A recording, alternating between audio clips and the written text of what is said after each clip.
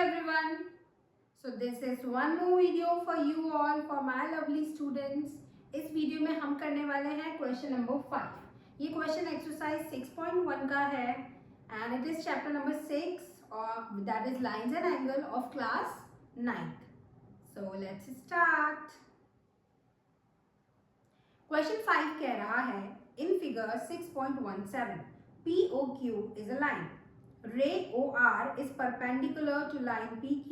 OS is another ray lying between rays OP and OR. Prove that this is equal to this. अब देखिए पढ़ने का कोई फायदा नहीं होता तो हम पहले बना लेते हैं क्योंकि ऐसे पढ़ के तो ना आपको कुछ समझ में आता है ना मुझे. हमें एक फिगर दे रखा है. This is PQ. इस पे स्ट्रेट लाइन आ रही है इस तरीके से, यानी कि ये 90 डिग्री बना रही है. एक और लाइन है और ये है एंगल एंगल O. ठीक है, ये बन गया हमारा फिगर. अब हमें क्या दे रखा है? POQ is a line. POQ क्या है? POQ is a line. जो चीजें दे रखी होती हैं उसको गिवन में हम लिख लेते हैं क्योंकि ये चीजें हमें कहीं ना कहीं काम आती है क्वेश्चन को सॉल्व करते समय. फिर OR is perpendicular to PQ. OR is perpendicular to PQ. ये बात हम ऐसे लिख सकते हैं. OR परपेंडिकुलर का साइन ये होता है टू PQ. ठीक है, ये शॉर्ट तरीके हैं लिखने के और आप ऐसे लिख सकते हैं. मैथ्स में ऐसे ही लिखा जाता है. OS इज अनदर रे line between OP and OR. OP and OR के बीच में OS एक रे है. ठीक है, नो प्रॉब्लम. अब हमें प्रूफ क्या करना है? हाँ, टू प्रूव, ये सबसे इंपॉर्टेंट है, यही तो करना है. हमें प्रूव करना है angle ROS is equal to half of angle QOS minus angle POS. तो एक बार देख लेते हैं कि हमें क्वेश्चन में क्या क्या दिया हुआ है. हमें क्वेश्चन में दिया हुआ है कि POQ एक लाइन है, POQ एक लाइन है, OR PQ, OR और PQ एक दूसरे के परपेंडिकुलर है, यानी कि एंगल 90 डिग्री है, इस तरफ से भी उस तरफ से भी. ठीक है, प्रूफ क्या करना है ये सब. अभी देखो ये देखने में बहुत ही डरावना सा लग रहा है. ऐसा लग रहा है पता नहीं कैसे प्रूफ करेंगे, कैसे आएगा ये आंसर, पता नहीं है. कुछ नहीं करना है. जो हमें दिख रहा है, जो समझ में आ रहा है, वो चीजें हम सॉल्व करते जाएंगे और हमारा आंसर कब आ जाएगा हमें पता भी नहीं चलेगा. अब देखो, हमें बात ही करना है एंगल ROS की. ROS यानी कि इस वाले एंगल की बात कर रहा है. QOS ये मतलब ये पूरा एंगल QOS और POS यानी कि ये वाला एंगल. ठीक है, ये वाला एंगल. इन तीनों एंगल की इस क्वेश्चन में बात होने वाली है. हम इनको नाम दे देते हैं. इसको कह देते हैं एंगल X, इसको कह देते हैं एंगल Y, है ना. हम ऐसा नहीं कर रहे. क्यों?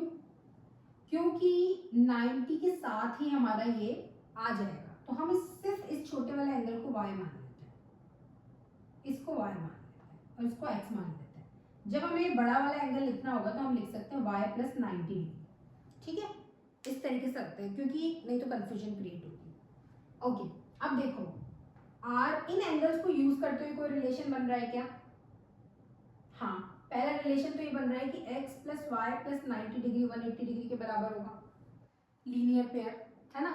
तो हम पहला तो ये लिख लेते हैं जो हमारे दिमाग में आ रहा है कि x plus y plus 90 degree equal होगा 180 डिग्री के.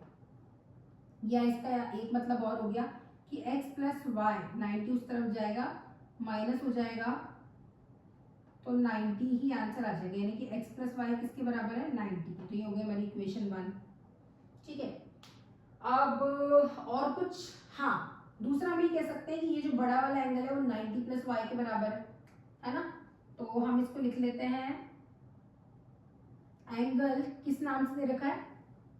QOS है ना. Angle QOS is equal to y plus 90 degree. ठीक है, अब आप देखो हमारे लिए कौन कौन काम का है? x काम का है, y काम का है ना, और ये पूरा बड़ा वाला एंगल काम का है. हमारे पास इस इक्वेशन में बड़ा वाला एंगल है, y है, लेकिन x गायब है. हमारे पास इस वाली इक्वेशन में एक्स है, वाई है, लेकिन बड़ा वाला एंगल गायब है ना। तो अब हम क्या करें, हम इन दोनों इक्वेशन को मिक्स कर देते हैं ताकि हमारे पास तीनों आ जाए एक ही इक्वेशन में। कैसे मिक्स करेंगे, यहाँ 90 है और ये दोनों 90 के बराबर है। यहाँ पर इक्वेशन में 90 है और ये दोनों 90 के बराबर है। तो क्या हम 90 की जगह x प्लस वाई लिख सकते हैं, बताओ, लिख सकते हैं ना। ठीक है, तो हम लिख रहे हैं Q O S is equal to y plus x plus y. अब इसको सॉल्व करोगे तो हो जाएगा 2y plus x angle Q O S. अब देखो क्यू ओ एस हमारे पास बड़ा वाला एंगल है, बड़ा वाला एंगल हमें चाहिए था। पी ओ एस मतलब x, हमारे पास x भी है। आर ओ एस यानी कि y, हमारे पास y भी है। यानी कि अब इसी को कुछ इस तरीके से अरेंज करना है कि ऐसा दिखाई देने लग जाए, है ना। तो सबसे पहले तो हम इनके नाम चेंज कर लेते हैं। एंगल क्यू ओ एस तो ठीक है, y की जगह अब हम लिख लेते हैं एंगल एस ओ आर। क्या है, एस ओ आर है, नहीं आर ओ एस। हम यहाँ लिख लेते हैं एंगल आर ओ एस, ठीक है। और x की जगह क्या लिख लेते हैं, x की जगह लिख लेते हैं एंगल पी ओ एस, ठीक है। ये हमने शक्लें बदल दी। अब थोड़ा अरेंज कर देते हैं। यहाँ पर आर ओ एस अकेला है और बाकी दोनों उस तरफ है, तो चलो इस आर ओ एस को अकेला करते हैं। इस एंगल को हम इस तरफ ले आते हैं, तो क्या हो जाएगा angle Q O S minus angle P O S, ठीक है, is equal to 2 angle R O S. सही है। अब आर ओ एस के साथ 2 भी नहीं है, तो इस 2 को भी इधर भेज दो, तो ये हो जाएगा 2 यहाँ पर आएगा तो क्या हो जाएगा, डिवाइड में हो जाएगा ना। Angle Q O S minus angle P O S upon 2। या फिर ऐसा अगर मैं ना लिखना चाहूं तो क्या मैं इसको ऐसे भी लिख सकती हूँ,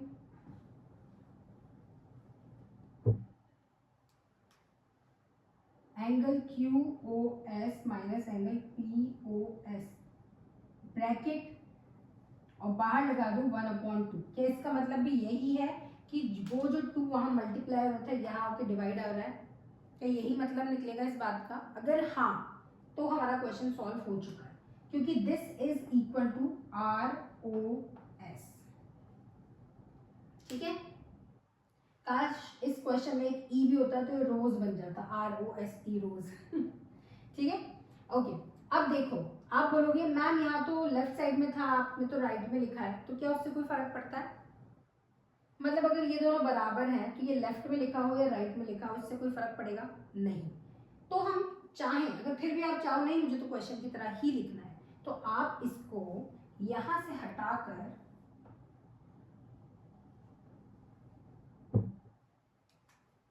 इस तरफ भी लिख सकते हो, यहां भी आप लिख सकते हो आर ओ एस, ठीक है। क्योंकि वो लेफ्ट में राइट में लिखा हो या लेफ्ट में लिखा हो, बराबर तो इसी के है ना। तो ये दोनों इक्वल हैं और यही हमें प्रूव करना था, तो हैंस प्रूव HP।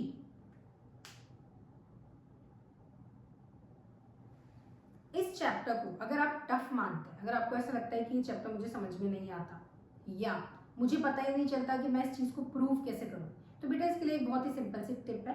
वो टिप ये है कि जो चीज़ें आपको प्रूव में, जैसे यहाँ पर जो चीज़ें दे रखी हैं उन्हीं के साथ खेलो, जो चीज़ें यहाँ दे रखी हैं उन्हीं से रिलेटेड कॉन्सेप्ट ढूंढने की कोशिश करो, उनको साथ रखने की कोशिश करो, तभी आपका अपने आप सॉल्व हो जाएगा। मैंने क्या किया, मैं तो कुछ और भी कर सकती थी ना, मैंने इसको y क्यों लिया, पहले तो मैं पूरा y ले रही थी, फिर मैंने इसको y लिया, क्यों, क्योंकि हमारे पास y से काम था, हमें y चाहिए था इस क्वेश्चन में। ये देखो आर ओ एस, हमारा जो आर ओ एस है हमें चाहिए था, जब हमें वो चाहिए तो हम उसको रखेंगे, उसी को y मानेंगे, है ना। तो जो जो चीज़ें हमें चाहिए उन्हीं के आसपास रखो, उन्हीं के आसपास रिलेशन ढूंढो, उन्हीं को आपस में मिक्स करने की कोशिश करो कि क्या मैं इनको आपस में कुछ कनेक्ट कर सकता हूँ, किस तरीके से रिलेट कर सकती हूँ, इस तरीके से आप करने की कोशिश करो, तो अपने आप आपका प्रूफ हो जाएगा। और देखो जो चीज़ ज़्यादा हार्ड लगे उसको ईजी बनाने का एक ही तरीका है, बार बार प्रैक्टिस करो, 1 बार करो, 2 बार करो, 10 बार करो। 2 की टेबल हम नहीं भूले ना, क्यों, क्योंकि हमने LKG में सीखी थी और अभी तक यूज़ कर रहे, कितने साल हो गए, कितने सालों से 2 की टेबल याद है, तो नहीं भूल रहे, है ना। लेकिन क्या हम कभी कभी 19 की टेबल्स और इन सब में कंफ्यूज हो जाते हैं। क्यों? क्योंकि ये टेबल हमने अभी भी सीखी थी, है ना। अभी अभी तो नहीं सीखी थी, 6th 7th में सीख ली थी, 4th 5th में सीख ली थी, लेकिन फिर भी शायद इनकी प्रैक्टिस हम इतना नहीं करते, है ना, तो हम उनको भूल जाते हैं। समझ रहे हो आप बात को? इस तरीके से ज़्यादा प्रैक्टिस करो ताकि चीज़ें आपके लिए आसान हो जाए। अब अगर आपको मेरी बातें समझ में आई, मेरे टिप्स अच्छे लगे, मेरा समझाया हुआ समझ में आया, तो प्लीज़ इस वीडियो को लाइक, शेयर और सब्सक्राइब कीजिए अपने दोस्तों के लिए। Thank you.